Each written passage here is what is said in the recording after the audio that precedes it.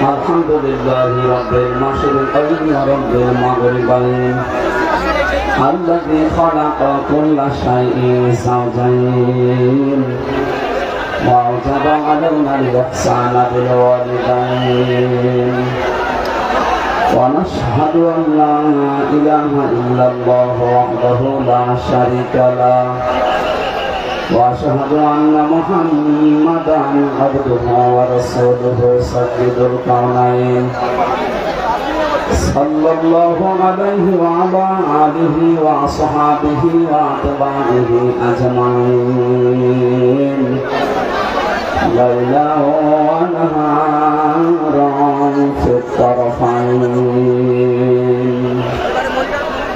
فقد قال الله تعالى في كلامه المجيد وبرهانه التوحيد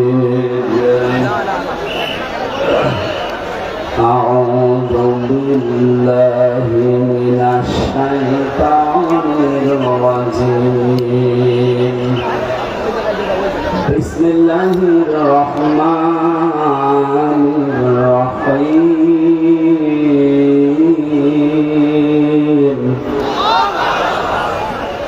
يا أيها الذين آمنوا اتقوا الله حق تقاته ولا تموتن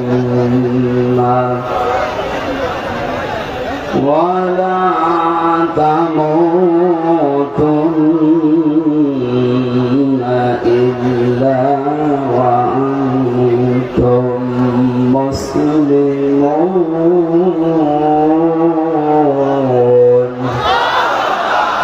صدقت يا ربنا.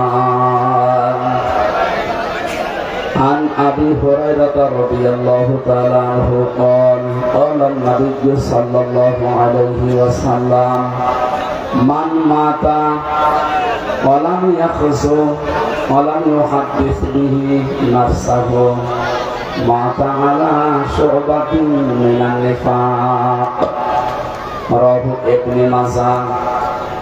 وقال تعالى في شأن رسوله وما زادهم إلا إيمانا وتسليما. اللهم صل على سيدنا مولانا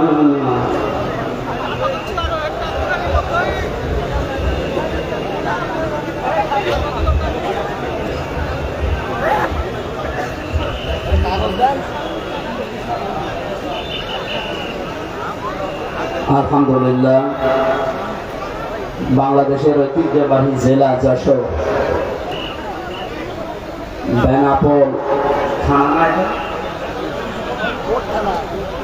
Benapole port থানার উদ্যোগে বাংলাদেশ জামায়াতে ইসলামী Durgapur word 2 নম্বর ওয়ার্ডের উদ্যোগে আয়োজিত তাফসীর ও কোরআন মাহফিলের স্বনামধন্য সভাপতি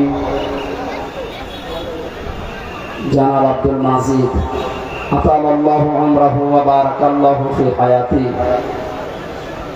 মাহফিলের প্রধান অতিথি শাইখুল মাশায়েখ, বিশিষ্ট ইসলামিক চিন্তাবিদ, শিক্ষাবিদ,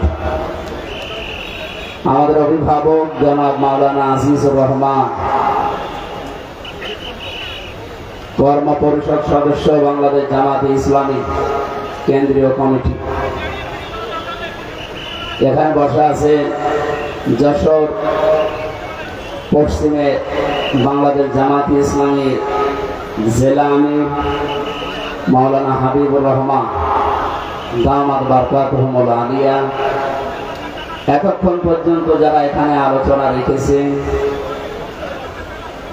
আপনাদের এই মাহফিলে যার উদ্দেশ্যে যার মাধ্যমে এসেছি, আপনাদের এলাকার সন্তান ইসলামিক চিন্তাবিদ জনাব মাওলানা এনামুল হাসান বিন নূর, আলোচনা রেখেছেন মাওলানা রবিউল ইসলাম।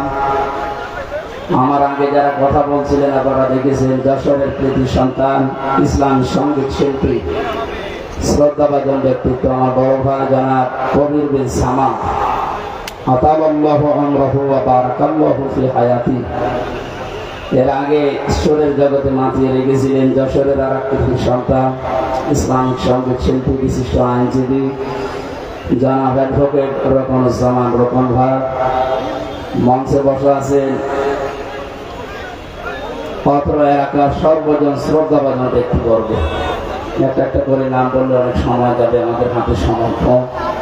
আমরা একবারে সবার জন্য দোয়া চাচ্ছি, দোয়া করছি। ওয়ারাফা'না লাকা যিকরাক। আল্লাহ যার যা ঈমান আমল আছে সে অনুযায়ী দুনিয়া আখিরাতে তার সম্মান মর্যাদা যেন আরো বাড়িয়ে দেন, বলেন আমিন।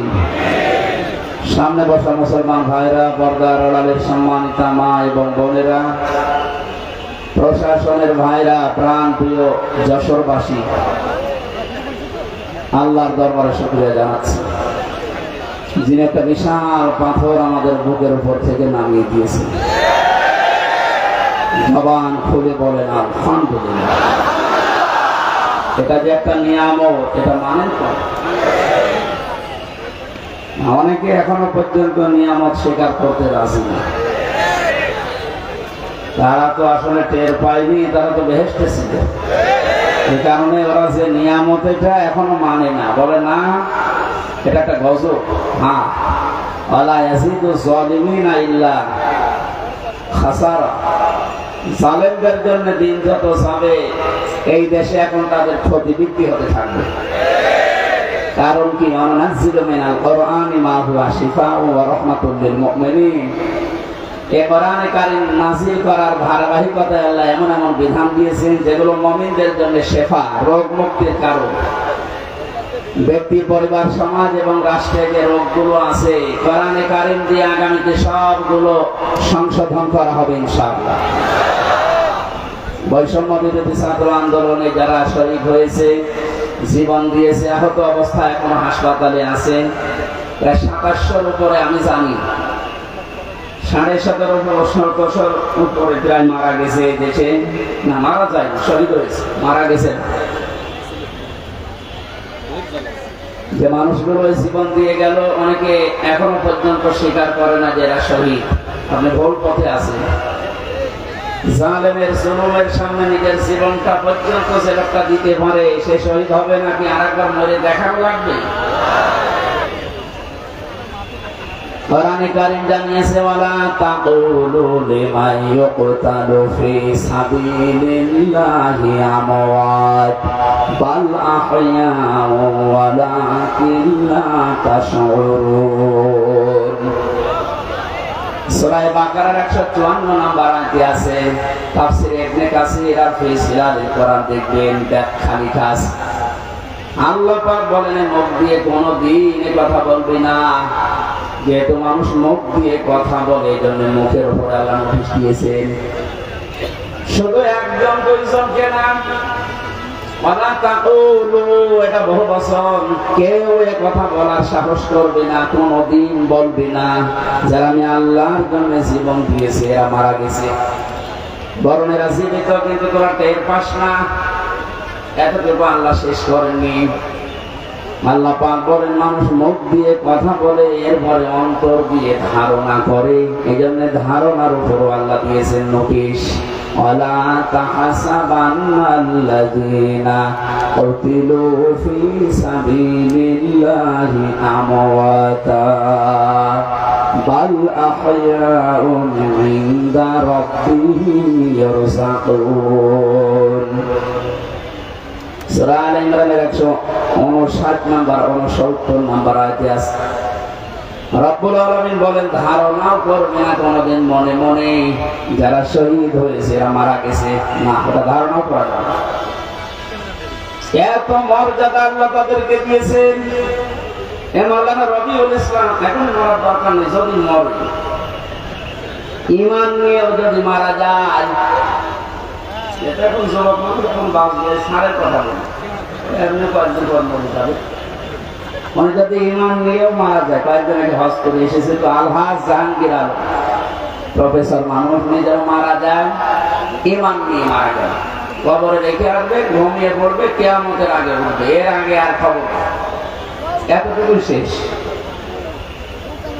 কিন্তু শহীদ আবু সাইদ, শহীদ আল্লামা দেলাওয়ার হোসাইন সাইদি রহমতুল্লাহ আলাইহি 90 সালে ময়দানে তিনি একবার এসেছিলেন। এখন চলছে 24 সাল। এই 34 বছরের ভেতরে এখানে আর কোরআনের কথা এভাবে মনে হয় হয়নি।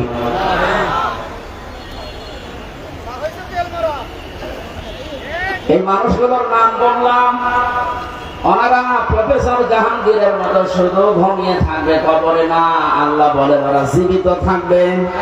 ইনদা রাব্বিহিম ইউরযাকুন, ওরা তাদের রবের কাছে রিজিক খাবে। সুবহানাল্লাহ। আমরা জানি মানুষ ঘুমিয়ে থাকলে খায় না, যেহেতু উনি ঘুমিয়ে পড়বে এই জন্য ওনার খাওয়ার দরকার নেই। যারা জীবিত থাকবে মানুষগুলোর খাবারের দরকার হয়। কিয়ামত পর্যন্ত মহান আল্লাহ শহীদদেরকে নিজে দায়িত্ব নিয়ে খাওয়াবেন। করে বলেন আল্লাহু আকবার। শহীদ আবু সাইদের কি তার জীবনের কোনো মায়া ছিল না? কয়েকদিন আগে গিয়েছিলাম রংপুরে, কবর জিয়ারত করার পরে দেখলাম ওর বাবা বেরিয়ে এসেছে। আমরা বলছো হুজুর আমার ছেলেটা ছোটবেলা থেকে প্রতিবাদী, অন্যায় দেখলেই ওর নিজের সমর্থন নেই, তারপরও প্রতিবাদ করত। এই শব্দটাকেই তো আমরা চাই। অন্যায় যেখানে হবে প্রতিবাদ সেখানে হবে, এটার আরবি নাম জিহাদ। এটাকে উল্টিয়া উল্টা পাল্টা নাম দিয়ে বহু নিচে নামিয়ে ফেলেছিল ইসলামের বিদ্বেষী যারা বানিয়েছে শব্দটাকে জঙ্গি, টেররিস্ট, সন্ত্রাসী, আরো কত রকমের নাম দিয়ে পৃথিবীর মানুষকে দেখিয়েছে যে এই দেশে জিহাদের নাম নিয়ে বিশৃঙ্খলা তৈরি করার জন্য অনেকে চেষ্টা চালিয়েছে। এরা সবচাইতে বেশি ভূমিকা পালন যারা করেছে, আমি নাম নিয়ে বলি কারণ তার টেলিভিশনের ওই সময়ের যে প্রধান ছিল মনিরুল ইসলাম। আমার যতটুকু বাস্তবতা জ্ঞান আছে কোরআন আর হাদিসের উপরে, এই লোকটার অ্যাক্টিভিটিস, এই লোকটার কাজ কামের কারণে, এই তৎপরতার কারণে যত মানুষের জীবন এদেশে নষ্ট হয়েছে, গুম হয়ে আছে। এখান থেকে একজন গুম হয়েছে, রেজওয়া। গুম এই শব্দটা শুনতে যদিও ছোট মনে হচ্ছে, এটাতে কত বড় ভয়ানক এবং বিপজ্জনক একটা শব্দ। যারা এখন দায়িত্বে আছেন এত কড়াকড়ি করেন, কিয়ামতের আগে যেন এই দেশে আর কেউ গুম না হয়। আমরা চাই গুম শব্দের সাথে যারা জড়িত ছিলেন একটাকেও যেন ছাড়া না হয়। কোথায় গেছে ওই মনিরুল? সেদিন কানা লোককে দেখলাম, অন্ধ, গান বানিয়েছে। কোথায় কাদের কাকা?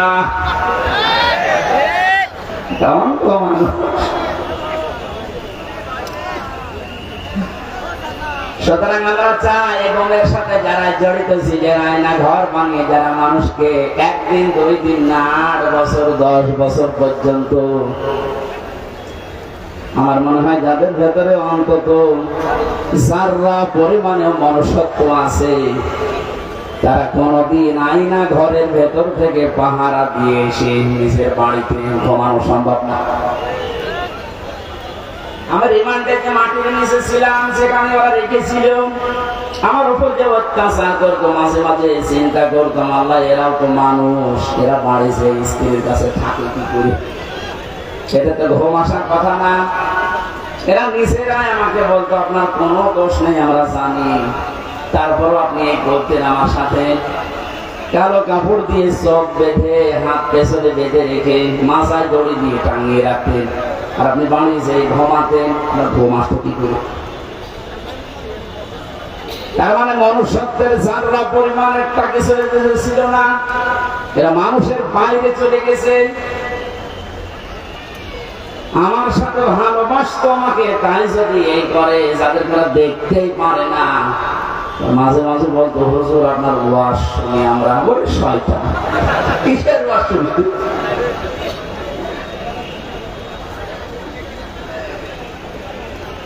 আমি এখান থেকে একটা মেসেজ দিতে চাচ্ছি, যেহেতু রেকর্ড হচ্ছে।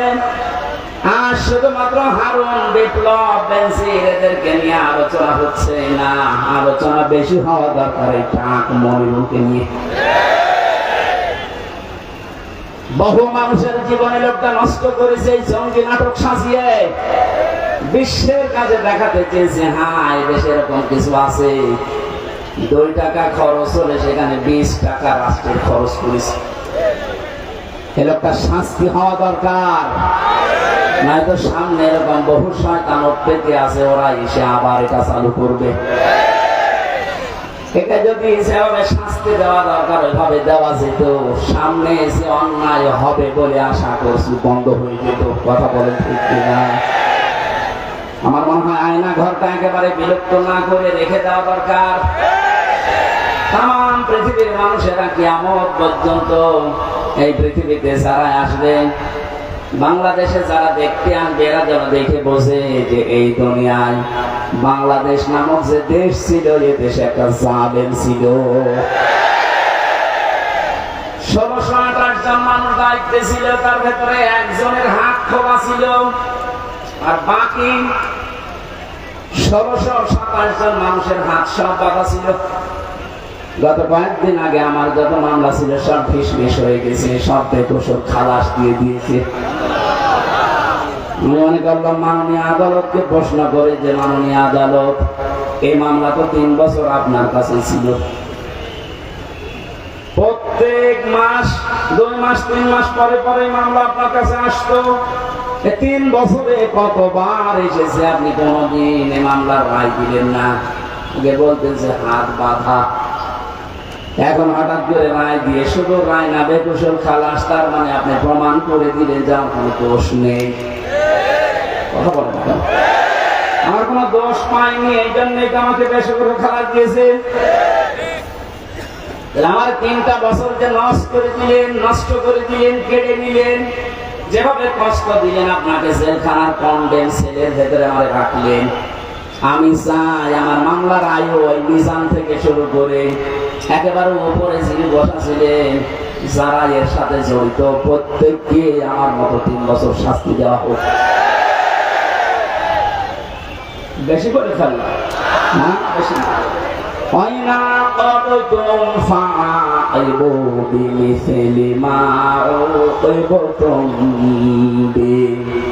যতটুকু অত্যাচারিত তুমি হও, ওই পরিমাণে যদি করো কোনো গোনা নেই। আমি তো এটা চাচ্ছি।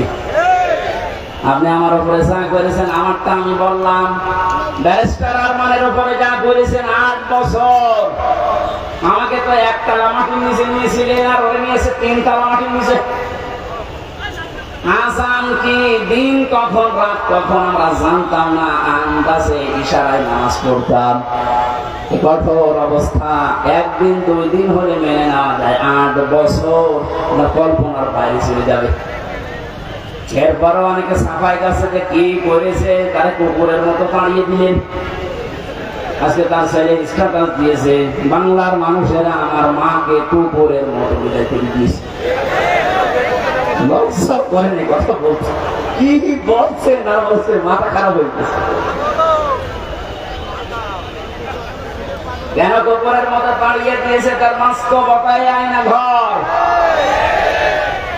আমার যতটুকু বাস্তব জ্ঞান আছে, এদেশের 18 কোটি মানুষকে যদি জালেমরা যা করেছে, 18 কোটি মানুষ সবাই বলে আমরা মাফ করে দিলাম, উদার হয়ে। ব্যারিস্টার আরমানের বলছি কোনো মাফ করবে না।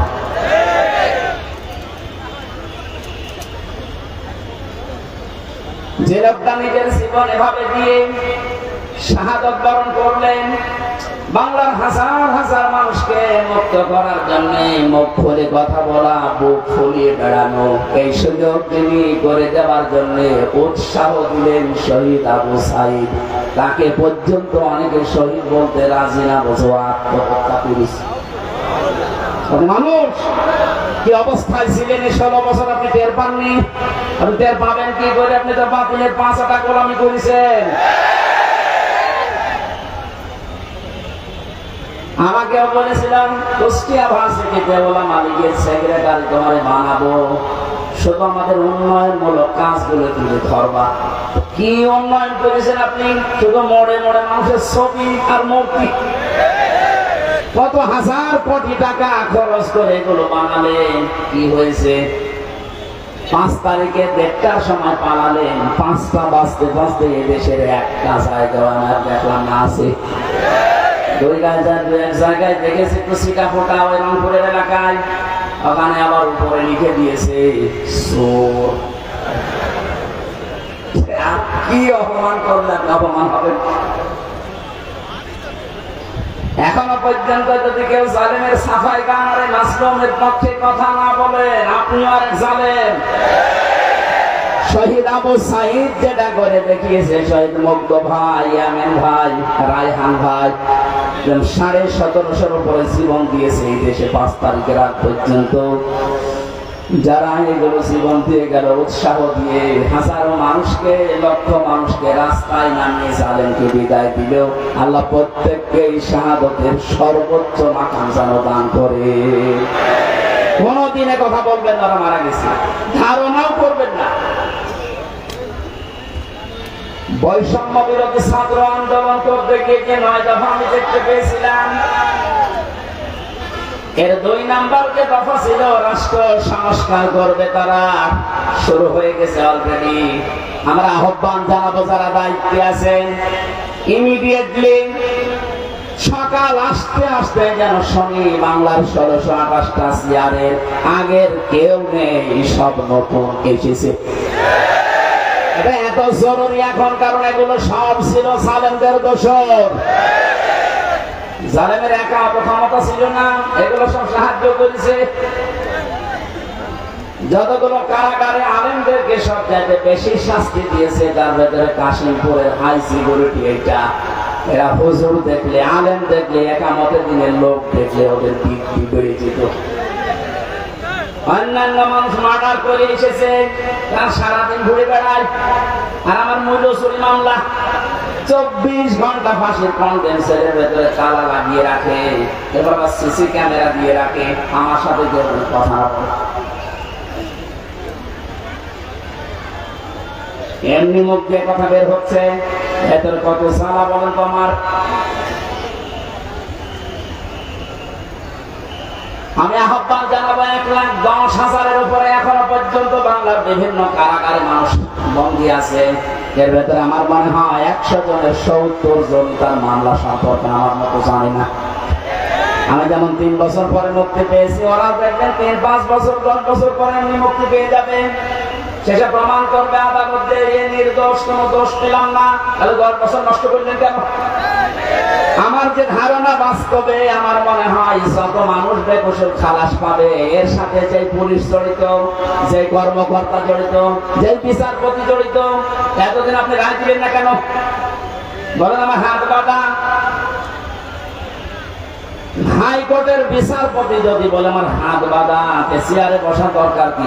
আলী খান যেহেতু 1628 সালের মাত্র একটা হাত খোলা ছিল, বাকি সব বাঁধা ছিল। আমার বিচারপতি আমার এই কথাই বলবো, হুজুর কি করবো, এতদিন হাত বাঁধা ছিল, এখন হাত খুলে দিছে, এই জন্য কোনো কিছু দেখতে পাই না। আমার মামলাটা এভাবে দেখার পরে বলছে কি নিয়ে বিচার করবো, কোনো মাল নেই, খালাস দিয়ে দিলাম। ওনার যেমন হাত ধরা, এখন ন্যায় বিচার করার সাহস পাচ্ছে, শক্তি পাচ্ছে। সারা দেশে যত চেয়ার আছে, কারো হাত আমরা বাধা দেখতে চাই না, সব খোলা দেখতে চাই। কালকে আমার রাতে ছিল চৌগাছা, ওসি সাহেব এসে আমার সাথে খাবার খাবে বলে আকাঙ্ক্ষা পেশ করেছেন, খাবার খাবো। দেখা করার পরে বলছো, হুজুর আমি আপনাকে থানায় এই কয়েক বছর আসতে দেইনি, আমার মাফ করে দেন। আমার কিছু করার নেই, আমার হাত বাঁধা ছিল। শুধু না, এদেশের 1628 জনকে বলছে, আমি হিসাব করে করে দেখেছি, 64 জেলার 64টা DC, SP, ASP, পিওনো, OC, MP, মন্ত্রী, উপজেলা চেয়ারম্যান, মেয়র, এগুলো হিসাব করে মিলাবেন, দেখবেন কলম খাতা দিয়ে 1628 জন হবে। এই মানুষগুলো এখন সব যে হাত খোলা, আমরা চাই যে এদের হাত কিয়ামতের আগে যেন কেউ বেঁধে দিতে না পারে, তাহলে ন্যায় বিচার কায়েম হবে। আর পরিপূর্ণ যদি দেখতে চান তাহলে কোরআন লাগবে। কথা বলেন না কেন? অনেকে প্রশ্ন করে, কয়েকদিন আগে আপনি সিঙ্গাপুরে মালয়েশিয়া গেলেন, ওখানে তো কোরআনের আইন চলে না, ওখানে তো ন্যায় বিচার আছে। হ্যাঁ আছে, 100 ভাগলে। ওরাও আন্দাজের উপরে মানুষের কথা শুনে অনেক অবিচার করে, আমি নিজে দেখেছি। কারণ ন্যায় বিচার কায়েম করার জন্য এইটার বিকল্প পৃথিবীতে কিছু নেই। আমান হাকামা বিহি আদালা, যারা কোরআন দিয়ে বিচার করে এরা ন্যায় বিচার কায়েম করতে পারে। সুতরাং পৃথিবী যেখানে এইটা কায়েম না হবে 100 ভাগ আপনি ন্যায় বিচার পাবেন না। 53 বছর তো দেখতে পেলেন, এই যে মাওলানা আজিজুর রহমান মুরব্বী বসে আছে, 53টা বছরে হয়তো উনি দেখেছে, ওনার বয়সটা দেখছি, বাবা চালিয়েছে উনি দেখেছে, স্বামী চালিয়েছে উনি দেখেছে, চাচা চালিয়েছে উনি দেখেছে। আমার যেহেতু 92 সালে জন্ম, চাচা পর্যন্ত মনে হয় আমি পাইনি, তো ববুরটা আর ভাবিরটা তো দেখলাম। হ্যাঁ, কথা বলছে না কেন? 53 বছরে কি হয়েছে সব দেখতে পেলাম, বিশেষ করে এই দেখলাম কাঙ্ক্ষিত মানে কি আসে তা তো সবই দেখেছি, কারণ মুখে মুখে খালি বড়ি উড়েছি, উন্নয়নের মহাসড়কে দেশ চলছে। এজন্য আহ্বান জানাচ্ছি, এখন শুধু বাকি আছে এইটা দিয়ে দেশ চললে কেমন দেখা যায়। এটা দিয়ে যেন বাংলার 56,000 বর্গ মাইল চলে, আর কেমন দেখা যায় এটা দেখে মরার খুব ইচ্ছা আমার। কার ইচ্ছা আছে এটা দেখতে হাত তোলেন, লিল্লাহি তাকবীর।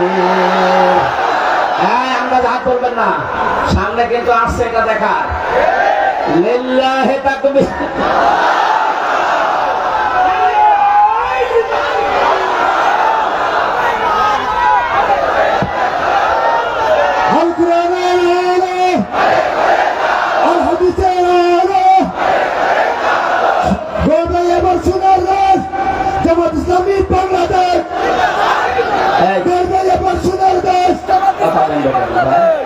আমি একটা হাদিস বলছি, এবার দেখেন তো এটা মানা যায় কিনা। 98 ভাগ সঠিক, 2 ভাগ সমস্যা আছে নাকি? এদেশে এক দরবেশ বলে না যে কোরআনের সমস্যা আছে, এটা মেজর না, বলে না দরবেশে? আমি এখন যে হাদিস বলছি কি 98 ভাগ না 100 ভাগ সত্য? 100 ভাগ সত্য যদি বিশ্বাস করেন মানবেন তো? عن أبي هريرة رضي الله تعالى عنه قال قال النبي صلى الله عليه وسلم কথা বলেন কেন? কথা বন্ধ করেন, এটা গুরুত্বপূর্ণ বিষয়, ভালো করে শোনেন, শুনতে পারলে হবে। বসেন। মান ইত্তাবাআল হুদা বিগাইরিল কুরআন আদাল্লাহুল্লাহ। তিরমিজি শরীফের হাদিস, যে 6টা গ্রন্থ হাদিসের অথেন্টিক আছে, তার ভেতরে এটা একটা। আল্লাহর নবী জানিয়েছেন এই পৃথিবীতে কোরআন বাদ দিয়ে কেউ যদি কোন জায়গায় ভালো হওয়ার নিয়তেও যায়, আল্লাহ নিজে দায়িত্ব নিয়ে তাকে গোমরা বানিয়ে দেয়। আর আমরা জানি গোমরা মানুষ যাবে কোথায়? আরো জোরে, জোর হলো না, বলেন আর একবার। এবার হাদিসের বাস্তব ব্যাখ্যা শোনেন। কোরআন যেখানে নেই, এখানে যদি আপনি ভালো হওয়ার নিয়তেও চান, আপনাকে খারাপ বানানোর দায়িত্ব হামজার। তাহলে দল্লায়া দিল দিত, আপনি নিজেকে খারাপ বানিয়ে ফেলেছেন। এটা যেহেতু ভাবে ইফাল থেকে এসেছে, বাংলা অর্থ দাঁড়িয়েছে আপনি হয়তো ভালো হওয়ার নিয়তে কোনো জায়গায় গিয়েছিলেন, কিন্তু সেখানে কোরআন ছিল না, কোরআনের কর্মসূচি চলে না, আপনি গেলেন কেন সেখানে? এই জন্য আল্লাহ নিজে দায়িত্ব নিয়ে আপনাকে গোমরা বানাবে, আর গোমরা মানুষ হবে। সুতরাং আজকের এই ময়দানে গরমে শুধু আসা না, কঠিন একটা সিদ্ধান্ত নিয়ে যাওয়া লাগবে। কোরআন যেখানে নেই, ওই দরবার যদি আমার বাবাও কায়েম করে, ও দরবারে আমি নেই। কোরআন যে রাজনৈতিক দলে নেই, যাদের কর্মসূচিতে কোরআন নেই, ও রাজনৈতিক দলের প্রতিষ্ঠাতা যদি আমার বাবাও হয়, আমি ওই দলে নেই। কারা কারা এটা মানতে পারবেন? দেখে আন্দাজ হাত তুলবে না কিন্তু। দেখেন তো, হাত করে নিকে দেখেন তো।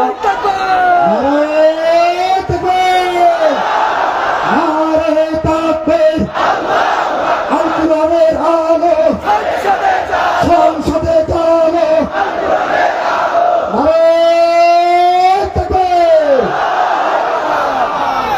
পুলিশে হাত তোলার দরকার, পুলিশ তো নিরপেক্ষ থাকবে, পুলিশ হাত না। তারপর আপনাদের কোরআনের পক্ষে থাকা লাগবে। আপনি কি জাহান্নামী হতে চান? এটা আমি আর কি করার জন্য, খেলা করার জন্য বলি না। কোরআন যেখানে নেই, সে দল হোক। যদি জামাতে ইসলামী বাংলাদেশের ভেতরে কোরআন না থাকে, কোরআনের কর্মসূচি না থাকে, এই দলে থাকা, এখানে সাপোর্ট করা হারাম বলেন। কিন্তু কোরআন যদি থাকে, কোরআনের কর্মসূচি থাকে, ওখানে সাপোর্ট করা, রায় দেওয়া, ভোট দেওয়া, সমর্থন দেওয়া, সুপারিশ করা ফরজ, নামাজের মতো ফরজ বলেন। আমার মনে হয় মাহফিল আজকে হয়ে গেছে। যদি আপনি মেনে নিতে পারেন তাহলে মোনাজাত করে দিন।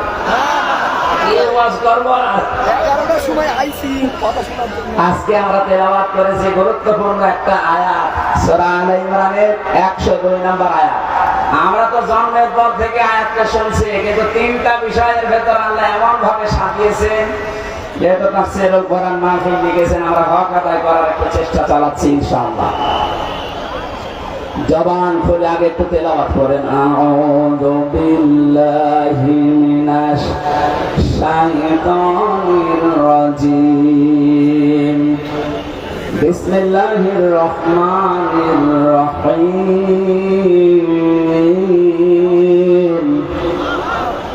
ইয়া আইয়ুহাল্লাযীনা আমানু তাকুল্লাহা হাক্কা তুকাতিহি ওয়া লা তামুতুন্না ইল্লা ওয়া আনতুম মুসলিমুন।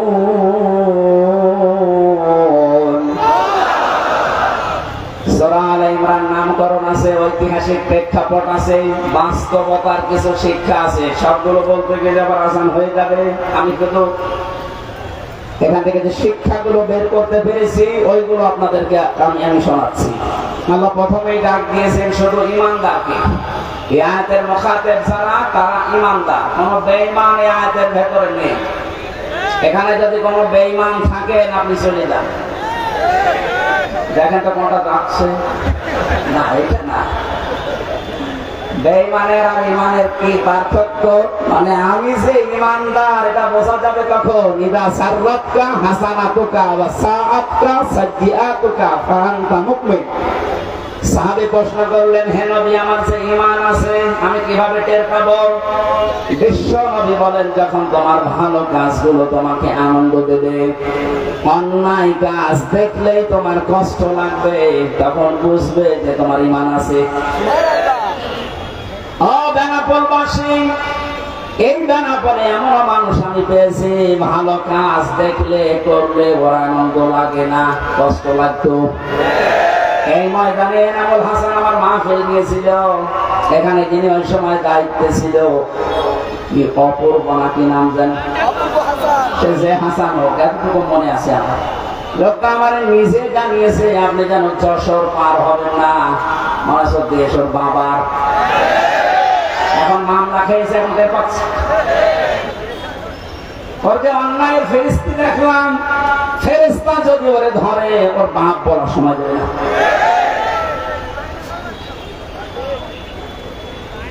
আল্লাহ গজব থেকে যে আপনাদেরকে বাঁচিয়েছে, এখন যিনি আছে মনে হয় আল্লাহর ওলি হবে। আল্লাহ ওনাকে হায়াতে তার দিয়ে বাঁচিয়ে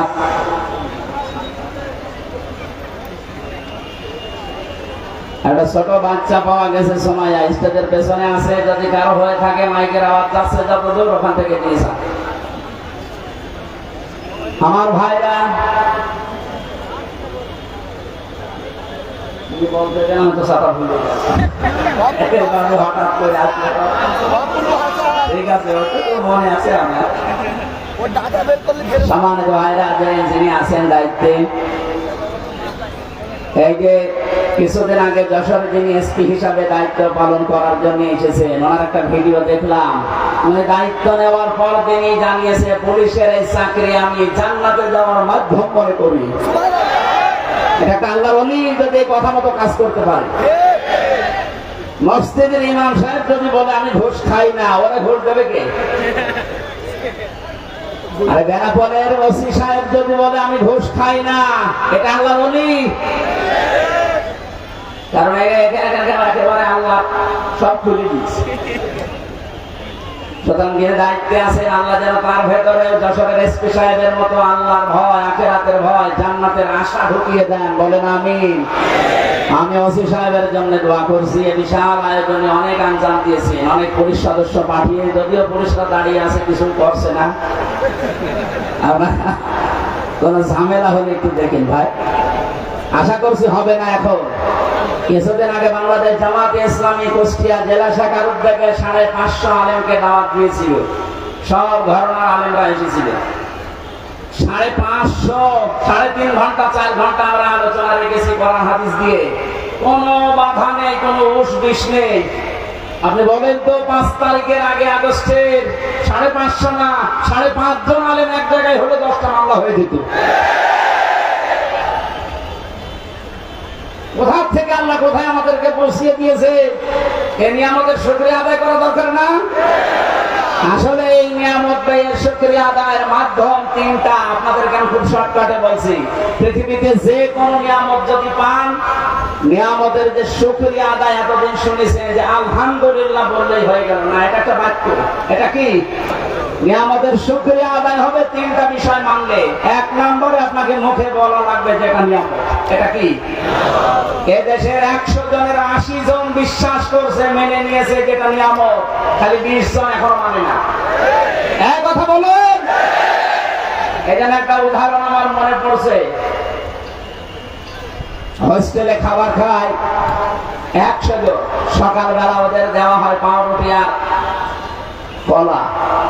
20 জন বলছে চা দেওয়া হচ্ছে, এইভাবে দেওয়া হোক, আমাদের অসুবিধা নেই। 80 জন বলছে না, এই খাবার আমরা খাবো না, আমরা মেনু পাল্টাতে চাই।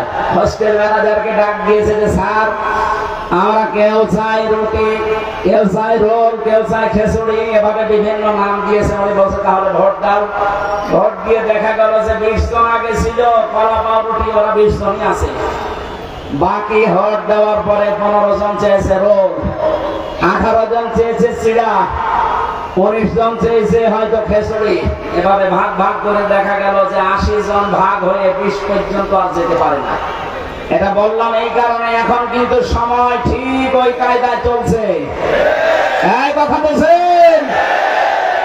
আমরা সংখ্যা এখন কম না। 5 তারিখের পর থেকে আজকের 11 তারিখ, আগে 11 তারিখ না, 1 মাস 6 দিনের রিপোর্ট আমরা পেয়েছি, বিবিসি রিপোর্ট দিয়েছে। 5 তারিখে আগস্টের 5 তারিখের আগ পর্যন্ত এই দেশে মাত্র 100 জনের 15 থেকে 16 জন মানুষ চাইতো যে দেশে ইসলাম কায়েম হোক। কিন্তু 1 মাস 6 দিনের ব্যবধানে গতকালকের রিপোর্ট এই দেশে এখন 41 জন, কয়েকদিন আগে 36 জন ছিল, এখন 100 জনের 41 জন মানুষ চাচ্ছে যে এই দেশে ইসলাম কায়েম হোক। এভাবে যদি কিছুদিন যেতে থাকে আপনি দেখবেন 51 মানুষ যদি চায় যে দেশে আল্লাহর আইন দিয়ে চলো, কোন মহারথী আর বাধা দিয়ে ঠেকাতে পারবে না ইনশাআল্লাহ।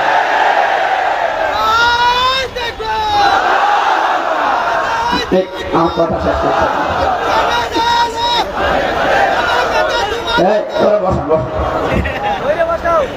সম্মানিত ভাইরা, আমরা 80 জন, এরপরও আমরা 20 জনের সাথে পারছি না, কারণ ওরা সব এখনো কলা পাউরুটি আছে।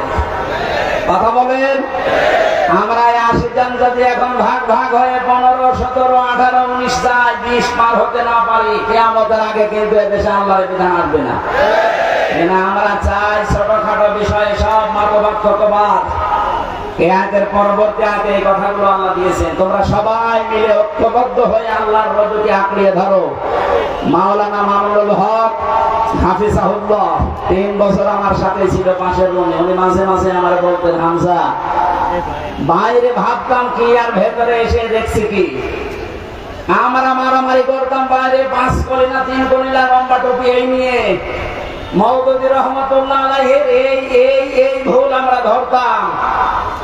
কেউ হাত বাঁধা নিয়ে, কেউ মোনাজাত নিয়ে ফতোয়াবাজি করতাম। আর এখানে এসে বাস্তবতায় কি দেখছি, বাইরে যদি যেতে পারি, কথা দিয়ে গেলাম তোমার সাথে, বাইরে যেতে পারলে সব ছোটখাটো বিষয় বাদ আমরা সব এখন আল্লাহর দ্বীনের জন্য এক হব।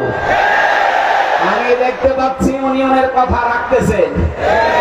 সব ধর্মের ইসলামী মাইন্ডের হোক আর যারা উদারপন্থী এই দেশে আছে সালেম বাদ দিয়ে, তারা সব এখন প্রায় এক হয়ে গেছে। যেহেতু এটা ফরজ উনি উপলব্ধি করেছে। উনি তো আর আমার মতো ছোটখাটো হুজুর না, শাইখুল হাদিসের বেটা শাইখুল হাদিস। হ্যাঁ, কথা বলেন না কেন? যে সিদ্ধান্ত নিয়ে এগিয়ে এসেছেন। আর যেভাবে মানুষ সাড়া দিচ্ছে দেশের সব ইসলামপন্থী মানুষেরা, সামনে একটা সম্ভাবনা আমি দেখতে পাচ্ছি। ভেতরের অবস্থাটা বাইরে এসে এখন যেটা বুঝলাম, আমার আল্লাহ মনে হয় চাচ্ছেন যে তার কালাম দিয়ে আমাদের এই দেশটা চলুক। এই জন্য পাঠাতে হবে ডিপজলকে, নেশা সওদাগরকে, করিমনিকে পাঠাবেন, যাকে মাওলানা আজিজুর রহমান। কথা বলে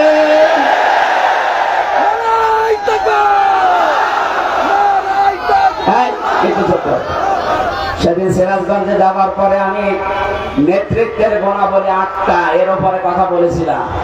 এক জালেম এসে বলছে, হুজুর ওয়াজ হচ্ছে না রাজনীতি হচ্ছে? এইটাই আসলে আজ এতদিন পর্যন্ত আমাদের আদর্শ ঠিক করতে পারি নাই। এই কারণে মাথার উপরে যাদের ঝুড়ি ছিল আমাদের পর্যন্ত আসে না। রাসূলুল্লাহ আবু জাহেলের মাথা থেকে, আবু লাহাবের মাথা থেকে খাদ্যের ঝুড়ি যখন আবু বকরের মাথায় দিয়েছেন, ওমরের মাথায় দিয়েছেন, এতদিন যারা খাবার পায়নি এখন খাবারের অভাব হয়নি। ঝুড়ি তো একই ছিল, শুধু মানুষ পাল্টিয়েছে। কথা বলেন ঠিক কিনা? আমরাও তো ঝুড়ি ঠিকই আছে, শুধু পাল্টিয়ে চাকলাদার মার্কা লোককে বাদ দিয়ে আমরা আজিজুর মার্কা লোক চাই। ঝুড়ি ঠিকই থাকবে, খাবারের অভাব হবে না ইনশাআল্লাহ। আমি কি বেশি বলে ফেললাম? না, কিসের বেশি, কম হয়ে গেছে। আমি যেটা বিশ্বাস করছি কোরআন পড়ে কোরআন দেখে, সেটাই আমি জানাচ্ছি। খালি ঝড়ে পাল্টিয়ে দেন, এদেশে কোনো কিছুর অভাব নেই, শুধু সৎ নেতৃত্ব আর যোগ্য বন্টনের অভাব। এই কারণে আমরা খাবার পাই না। এগুলো ফিরিয়ে দেন, দেখেন কি হয়। আপনাদের এলাকাটা সাক্ষী। মাওলানা রিয়াসাত আলী একবার বলছে না কেন? এই পাশের থানা ছিল কে? মুহাদ্দিস আবু সাঈদ। এর চাইতে জ্বলন্ত সাক্ষী আর কি চান? দিয়ে দেখেন তো এরকম মানুষকে। আমি কথা দিয়ে যাচ্ছি, যদি যা বলছি না মেলে, আমি জীবনে মাহফিলে আর কোরআনের কথা বলবো না, আপনাদের মতো হয়ে যাবো। জান, এই জন্য আল্লাহ ভালো কাজ দেখলে যদি আমাদের ভালো লাগে, আনন্দ লাগে, অন্যায় দেখলে যদি কষ্ট লাগে, দুঃখ পান, বুঝবেন যে আপনার ভেতরে আর যা থাক ঈমান আছে। এইরকম ঈমানদারকে আল্লাহ ডাক দিয়েছেন, ইত্তাকুল্লাহ, আমি আল্লাহকে ভয় করো। তাকওয়ার ব্যাখ্যা এতদিন পর্যন্ত কি শুনেছেন আমি জানি না। অনেকে মনে করে তাকওয়া মানে বিশাল সোফা গায়ে দিয়ে, পাগড়ি মাথায় দিয়ে, হাতে একটা তসবিহ নিয়ে শুধু ওই সারের মতো পান খাবে। পান খাওয়া না, আমি দেখেছিলাম বাস্তবে পাবনায় একবার। এক হুজুর আমার আগে ওয়াজ করছে, আমার ভাইরা, আমার এই পীর এত বড় আল্লাহর ওলি, প্রতিদিন 30টা করে পান খায়, প্রতি পানে হাকিম করে দরটা খায়। মরিদরা বলছে সুবহানাল্লাহ। এইটাই যদি সুবহানাল্লাহ হয়, নাউযুবিল্লাহ হবে কোন দরদায়? আপনাদের এলাকায় যেহেতু এই জিনিস তৈরি হয়, এই জন্য ওই জিনিসের কথা তো বলা যাচ্ছে না। এটা কি এখনো তৈরি হচ্ছে? আমি আকিস গ্রুপে চাকরি করতাম 8 দিন হাসপাতালে ঢাকাতে।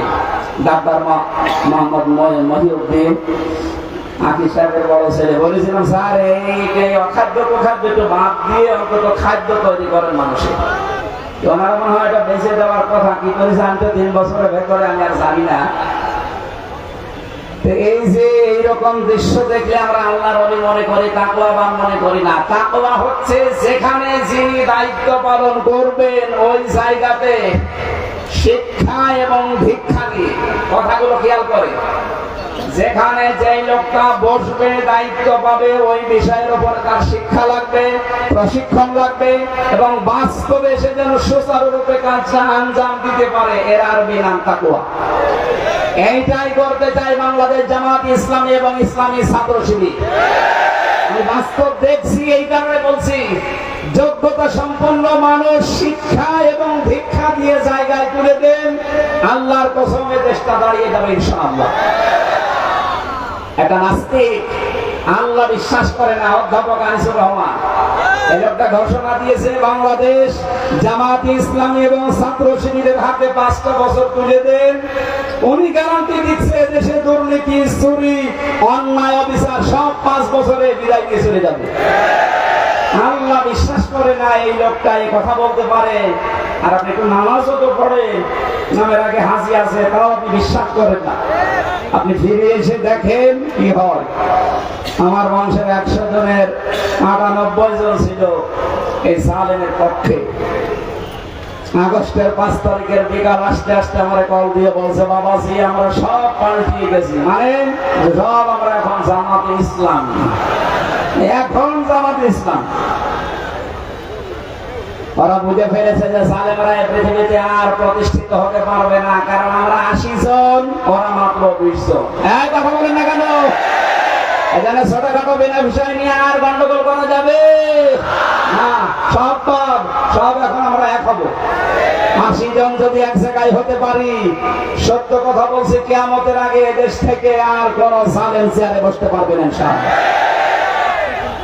এই জন্য আমাদের উচিত হচ্ছে তাকওয়ার যে ব্যাখ্যাটা ধ্বনি বললাম, হ্যাঁ তাকওয়া মানে আল্লাহর ভয়, তাকওয়া মানে নিষিদ্ধ কাজ ছেড়ে দেওয়া আছে।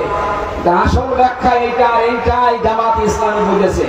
এই জন্য যোগ্যতা সম্পন্ন মানুষ তৈরি করা, শিক্ষা দেওয়া, প্রশিক্ষণ দেওয়া, ওই জায়গা চালানোর মতো কোয়ালিটি তৈরি করে বসিয়ে দেওয়া। এটা যদি সত্যি আমরা করতে পারি, এই তাকওয়া, আল্লাহ কি জানিয়েছেন? ولو أن أهل القرى آمنوا واتقوا لفتحنا عليهم بركات من السماء والأرض।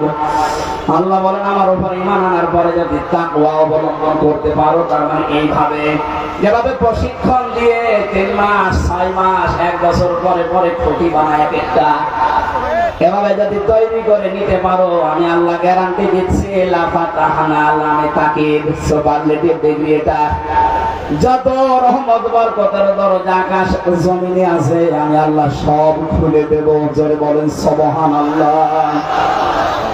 এটা আমরা দেখতে চাই না? লাফাতাহানা দিয়েছেন আল্লাহ, আল্লাহর গ্যারান্টি মিথ্যা মনে হয়? বলেন 100% বিশ্বাস করে আল্লাহর কোরআনের এই সূরা আনআমের আরাফের 96 নম্বর আয়াতটা আল্লাহ যখন গ্যারান্টি দিলেন ঈমান আছে তোমাদের, এই অনুযায়ী তাকওয়া অবলম্বন করো, যোগ্য ব্যক্তি তৈরি করে যোগ্য জায়গায় তুলে দাও, আমি আল্লাহ পাকে 2টা শর্ত দেখলে আকাশ আর জমিনের বরকতের দরজা খুলে দেব। কত হাজার কোটি টাকা পাচার হয়েছিল, 4 ভাগের 3 ভাগ ফেরত আসতেছে ইনশাআল্লাহ। যারা দায়িত্বে আছে এই মানুষগুলো যদি এই করতে পারে, যাদের ভেতরে 100% তাকওয়া, ডক্টর আনায়তুল্লাহ আব্বাসী কয়েকদিন আগে ঘোষণা দিয়েছে, তাকওয়াবান মানুষগুলো যদি সত্যি চেয়ারে বসতে পারে, শুধুমাত্র টাকা যা পাচার হয়েছে এগুলো না, যারা এখনো বন্ধ করে রেখেছে ওইগুলো আল্লাহ ফেরত নিয়ে এসে দেবে ইনশাআল্লাহ। দরবেশের দিকে তাকিয়ে দেখলাম 36,000 কোটি টাকা ঋণ করেছে। দরবেশের অবস্থা যদি এই হয়, যারা ধরবেশ এদের অবস্থা কোন জায়গায়?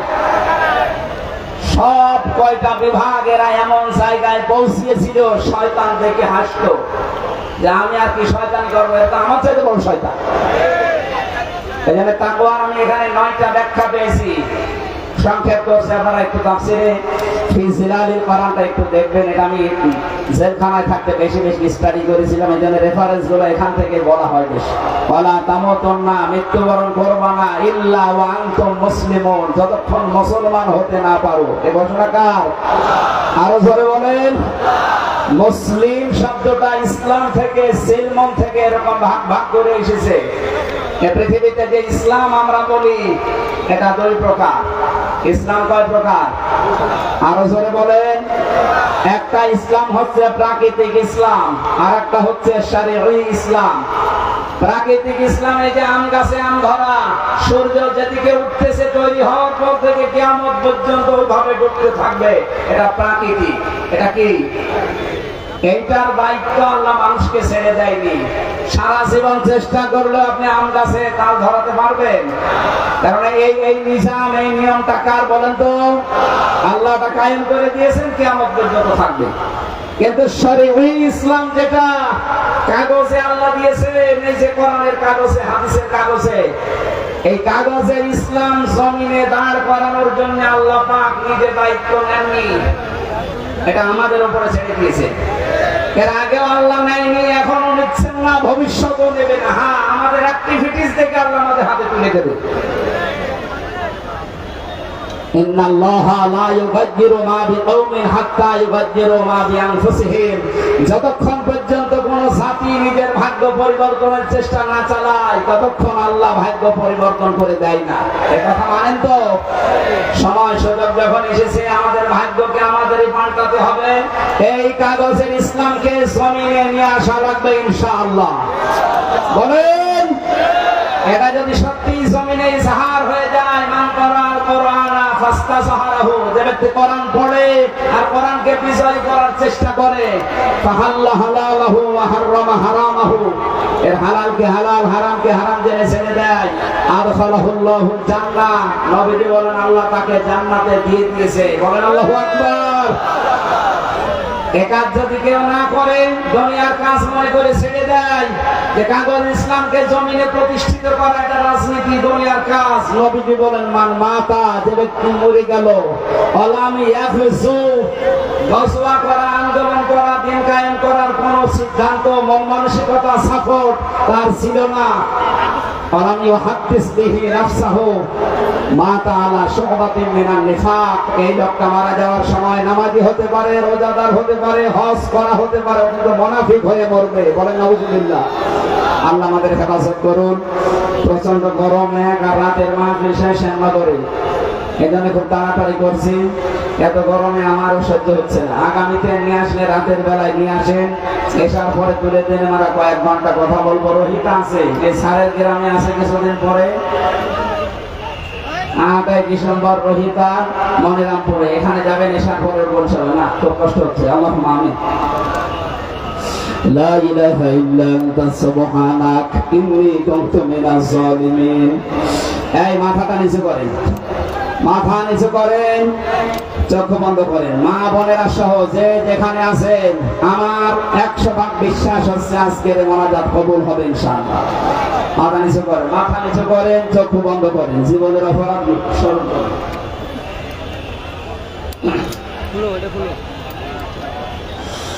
ربنا ظلمنا أنفسنا وإن لم تغفر لنا وترحمنا لنكونن من الخاسرين।